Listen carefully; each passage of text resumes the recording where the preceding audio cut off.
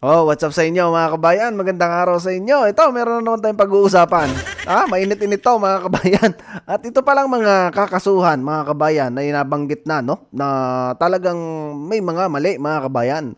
Nabanggit ni Senator Amy Marcos, no? Doon sa kanyang reports, no? Na talagang mga kakasuhan mga kabayan. At dapat talagang mga kasuhan yan. Dapat kaya hindi na dumaan sa due process eh. Kasi nga mga kabayan, hindi naman nila in-implement yung due process nung si PRRD kinidnap nila at pinadala sa dahig mga kabayan. At pangalawa, nabanggit din doon mga kabayan na si BP Sara pala ang uunahin, no? Instead na doon sa mga naunang matunog ang pangalan na si Senator Bato, General Albayalde, no? At saka yung isa pang general mga kabayan na sila yung mauuna. Ang problema, mukhang mauuna mga kabayan si BP Sara. Napakatindi talaga ng gobyerno na to mga kabayan. Talagang pagka ito mga kabayan nangyari, no? Ay aywan ko na lang talaga ano nang nangyari sa bansa natin. Talagang mukhang hindi na mapipigilan mga kabayan yung gulo, no? Pagka ginawa nila. Sigurado mga kabayan magsisimula ang gulo. Pagka yan ay nangyari. Sigurado yan mga kabayan. Naku, napakakainit na mga kabayan sa parting Mindanao. Nakita ninyo yung mga kapatirang Muslim natin diyan, no? Na nagpapahayag na, no? Na talagang sign na lang mga kabayan yung iniintay nang sa ganun ay na sila, kung magsimula na mga kabayan. Ayan, siyempre pakinggan natin 'to, no. Nga pala sa mga bagong subscribers natin mga kabayan, maraming salamat, no. Sa mga hindi pa, inaanyayahan ko kayo na mag-subscribe nang sa ganun maging updated kayo dito sa mga usapin natin na ina-upload dito sa ating channel. Tsaka siyempre magla-like kayo. Pakinggan natin mga kabayan, sumagot kasi ito si Remulla, no. Ito magkapatid na Remulla sa pahayag ni Amy. At ganoon din siyempre si Bungit mga kabayan, may sagot din. The Remulla brothers of the Marcos cabinet say they are ready to face an ombudsman probe into former President Duterte's arrest. According to Justice Secretary Jesus Crispin Remulla, who previously admitted to giving clearance for the arrest, they did what they thought was best for the country.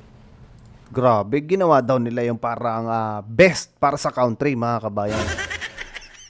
Best ba para sa country natin yun? Nandun nga nung nagkahulihan ng ganyan mga kabayan, napakaraming Pilipino ang against. At hanggang ngayon mga kabayan, yung mga kapwa natin OFW na nandyan sa dahig, no?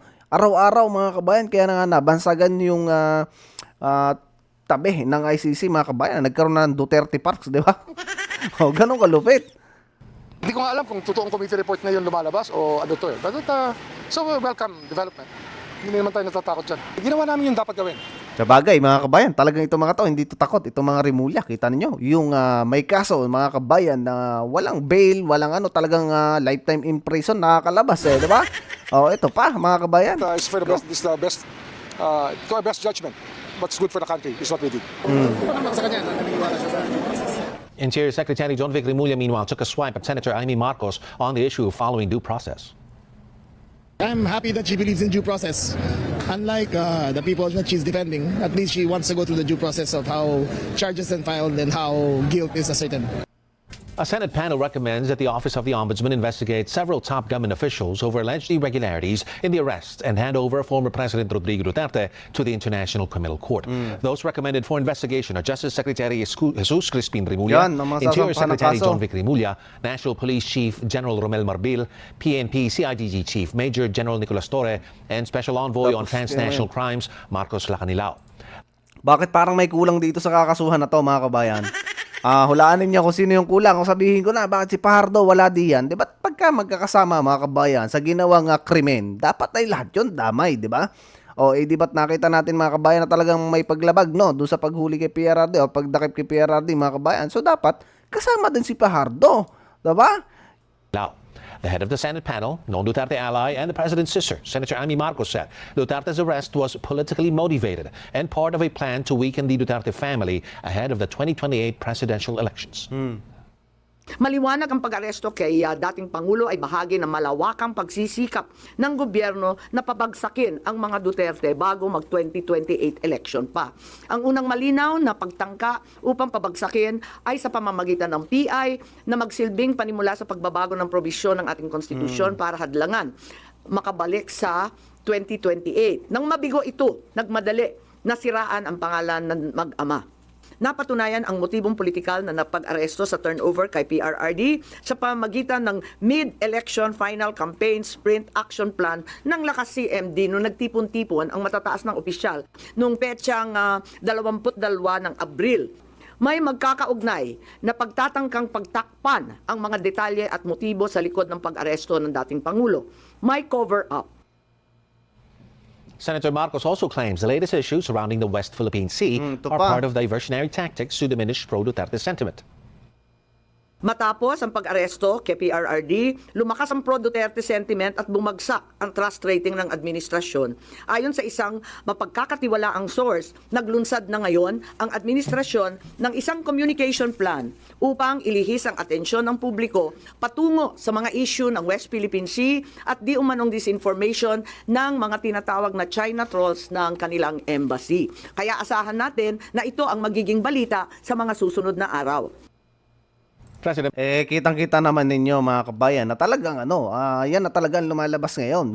Hindi na sa mga susunod na araw, yan na talaga mga kabayan ang nagpo-portray ngayon sa mainstream media, no, na tayong mga nagba-vlog or yung mga kumbaga sumusuporta sa dating administrasyon ay bayaran ng mga Chinese.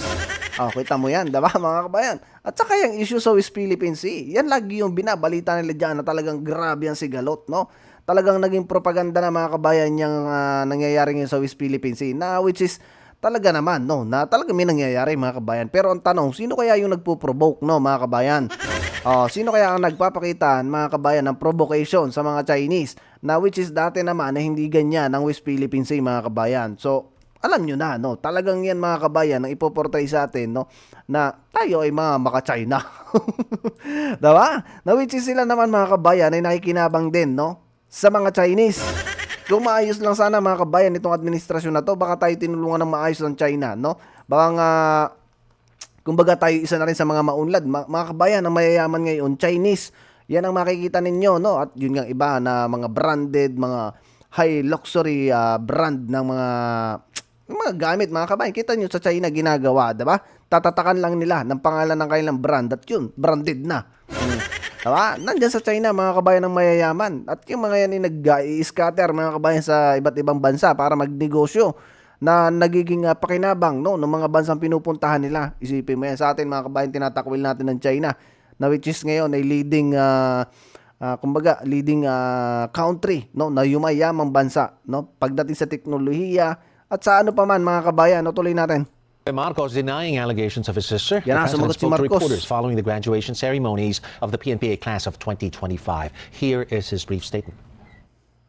Everyone's entitled to their opinion. I disagree. Everyone is entitled in their opinion.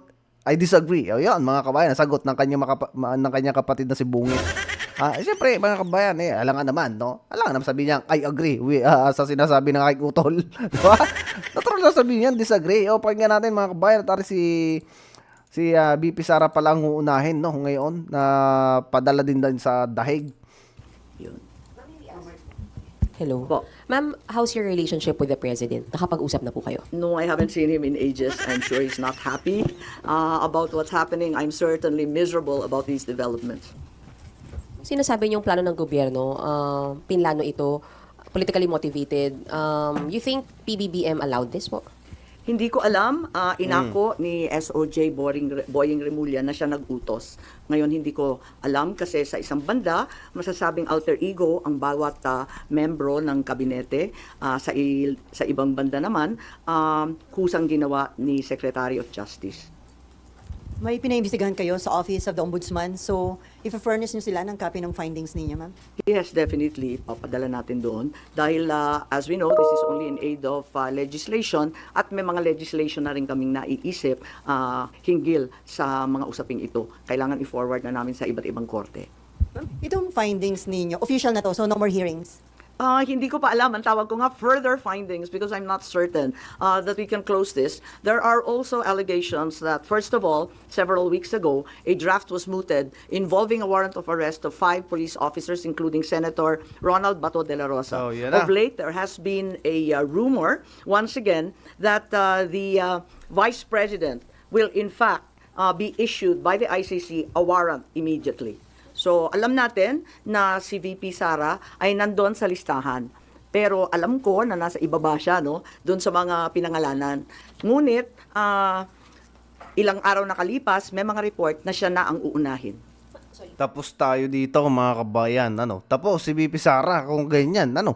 Pag nangyari yan mga kabayan ay talagang tingin ko yung Pilipinas ay magkakagulo mga kabayan. Tingin ko lang, no? Kaya siguro, no, totoo yung sinasabi na marami talagang bansa mga kabayan na nakikialam. At isa pa yan, no? Kita nyo ngayong eleksyon, nandyan ang EU para mag-monitor mga kabayan, no? Ng gaganaping eleksyon. Anong pakialam ng mga puti na yan mga kabayan sa bansa natin? Tingin ko talaga mayroong mga nagmamanipulate dyan. At kita nyo, noong panahon mga kabayan ng Marcos Sr., diba? Ginawa ng paraan para matanggal yung Marcos Sr. Sino mga kabayan gumawa doon? Yung mga nandyan, yung mga puti, diba? Para na sa ganun, mapalitan nitong administrasyon ni Cory. Kasi against mga kabayan, yung dating administrasyon ni Marcos Sr. sa mga puti. At nakita nyo si PRRD, di ba? Hindi rin ganun kalapit sa mga puti. Kaya ganyan siguro ang ginagawa. Kailangan wala ng Duterte kasi mga yan, maka-China daw, no? Yan ang sabi. O kaya siguro mga kabayan na isusunod si BP Sara. Kita nyo? Napakabilis, di ba? Siya na yung isusunod. Abay, mukhang ito talaga yung malaking gulo mga kabayan pag nangyari. Where did you get this information, ma'am? Nasusunod si VP Sara na arestuhin? Uso naman ng chismis ngayon. Chismis rin po. Not yet. A few incredible sources, but nevertheless, we have to pay heed. And let me make it clear, I will oppose that warrant with everything I have. Foremost, the administration has said time and time again through the president himself that the ICC has no jurisdiction in the Philippines. Therefore, any warrant of arrest by the ICC cannot be enforced in this country for lack of jurisdiction. It is nothing, that warrant from the ICC, but a mere scrap of paper. Walang bale yun. In addition, there's no basis for the Philippine government to cooperate with the Interpol in enforcing an ICC warrant. The mere fact that a void warrant is transmitted through Interpol does not make it less void, does not make it valid.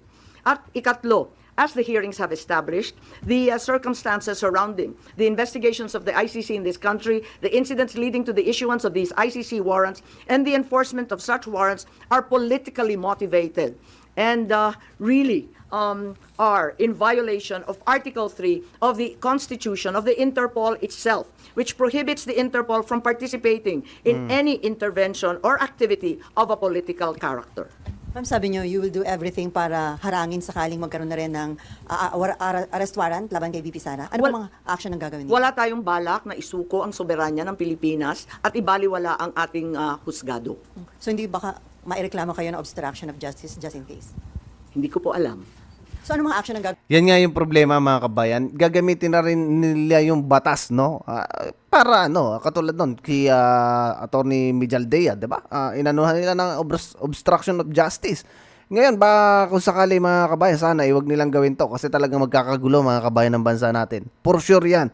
Maraming mga parting Mindanao, no, na nagsasabi ng ganyan na talagang nakahanda na sila mga kabayan, ready na. Yan yung nakakatakot, no? Sa crisis na nangyayari ngayon sa bansa natin, sa pagtaas na inflation, tapos may ganito pa na mangyayari, tapos tayo talaga nito mga kabayan. Tapos may problema pa tayo sa West Philippine Sea. Anong gulo mga kabayan, no?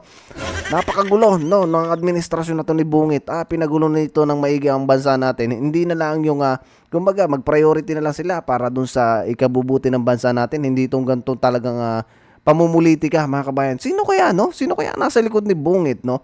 Maliban dyan, sino kaya yung nagpapatakbo ngayon ng administrasyon? Yan din yung aking talagang kuro-kuro mga kabayan, na baka si Lisa Tanas, baka si Romualdez, o baka itong ng mga Rimulya, or baka naman yung mga foreigner na mga kabayan. Yan yung nasa isip natin, no? Kasi wala tayong ibang mapag-isipan na bakit ganito ang takbo ng pamumuno ni Bungit na nakikita natin talagang magulo mga kabayan. Lalo na sa bigas, isipin ninyo. Yan pala napakarami ng stocks. Bakit hindi nila noon dinistribute na kung saan noon talagang ilang taon mga kabayan ang nagsasuffer yung mga Pilipino dahil sa sobrang taas ng presyo ng bigas. O yan pala mayroon dyan napakaraming stocks. Tapos ngayon ilalabas sa panahon ng election. Diba? O kita ninyo talaga napakagulaw mga kabayan. Gagawin niyo, ma'am, para harangin sakali? Iniisip pa kung anong kailangan gawin dahil tulad nga ng sinabi ko, haka-haka pa lamang ito. Ngunit sa nakita natin sa mga nakaraang 2 taon, itong mga haka-haka, duda, suspecha, madalas nagiging totoo. Katulad na lang mga kabayan kay PRRD, di ba? Sabi chismis lang daw yun, pero ayun mga kabayan, nadala si PRRD sa dahig. Nang ganon-ganon lamang mga kabayan, ng black and white lang na paper, mga kabayan, ang pinakita yun, nadala na sa dahig. Diba? Ganon katindi ang nangyayari ngayon sa gobyerno. Talagang batas-batas ngayon. At meron tayong nakikita ngayon na picture, no, ng parang show cause order, mga kabayan, na ipadadala din sa ICC. Nag-file na yun, nakapost yun, mga kabayan, no, kaya Attorney Trixie, mga kabayan. Makikita nyo sa Facebook niya, i-search nyo na lang, mga kabayan, ang inyong makita yung sinasabi ko. May mga preparation na rin si VP Sara dyan sa chismis na natanggap niya, ma'am. Marahil po. Sorry, isa lang. Pero yung warrant na paparating para kay Senator Bato and other former police officials, credible na po yung source nyo dun, ma'am? Parang, kasi maliwanag yung listahan, pero at andun siya sa sumunod na listahan ng ICC, di ba? Andun siya sa warrant, kaya't inaakala namin na yun na ang susunod. Pero hanggang ngayon, wala naman inilalabas at nagbago ang ihip ng hangin at ang balita ay si VP Sara. Kita mo yan. Ma'am, kanina nabanggit na po kanina na part ng diversionary tactic yung paglabas ng issue ng supposed paid trolls ng Chinese Embassy in Manila. Are you now saying that Senator Tolentino and the yung committee niya po were used po for this propaganda by the administration? So ayan, mga kabayan, no, dito na natin puputulin tong itong interview na to ni Senator Amy, no. Panoorin niyo na lang yung buo, mga kabayan, dito sa ANC Digital. Alam niyo itong nangyayari na to ay talagang masasabi natin na political motivated, at tingin ko, mga kabayan, merong mga puti, no, na nagko-control kay Bungit. Tingin ko lang, no, mga kabayan, kasi unang-una, dati kasi, no, hindi tayo makakontrol ng mga puti na yan. At ayaw ni PRRD na tayo kukontrolin, na para tayong aso, mga kabayan. Sabi nga niya doon sa isang speech niya, no, na tayo ay parang ang gusto ng Amerika ay tayo may tali sa liig, no, na pahabol-habulin tayo, no, doon sa ayuda-ayuda na yon. Kasi nagkaroon sila ng kumbaga pagtatalo, mga kabayan, dati ng US, 'di ba, ng mga puti na yan. Kaya tingin ko itong nangyayari na to, no, mga kabayan, political motivated. Pangalawa, mga kabayan, meron yan nasa likod, no, ng administrasyon na yan ng mga puti. Kasi ayaw nila kay PRRD, kasi nga hindi nila makontrol ang bansa natin. Kung may isa pang Duterte, mga kabayan, na uupo, no, sa 2028. Yan yung nakikita nating mga dahilan kung bakit gusto nilang isunod agad-agad si VP Sara. Ano kayang connection ni VP Sara, no? Bakit yan ikasama dyan sa listahan na yan? Tingin ko, ito yung mga ipinasa ni Trillanes talaga, no? Kasi doon sa mga pinasa niya na form, no, na reklamo sa ICC, kasama talaga, mga kabayan, si VP Sara. At yan yung pinagbabasihan ng ICC. Pakilamero tong mga puti na to, nakakaiyamot, mga kabayan. Nakakaiyamot tong mga puti na to. Ewan ko bakit tayo mga Pilipino, yung ibang mga Pilipino sa atin, bilib na bilib dyan sa mga puti na yan. Kita nyo naman, tayo kayo manggi. So, at tayo Asiano, mga kabayan, instead na tayo sa parting Asia tayo nakikipagkasalamuha, ayun, doon tayo sa mga puti na hindi natin alam na tayo ginagawa ng kumbaga sunod-sunurang aso. Nako, my goodness, mga kabayan. So ayun, sana iboto nyo, mga kabayan, yung ating mga pambatong Duterte, na sa ganun, mga kabayan, mabago, no, ang sistema ngayon sa gobyerno, kasi talagang magkakagulo, mga kabayan. Pagka yung mga yan nagpatuloy ng ganyan, magiging magulo ang bansa natin.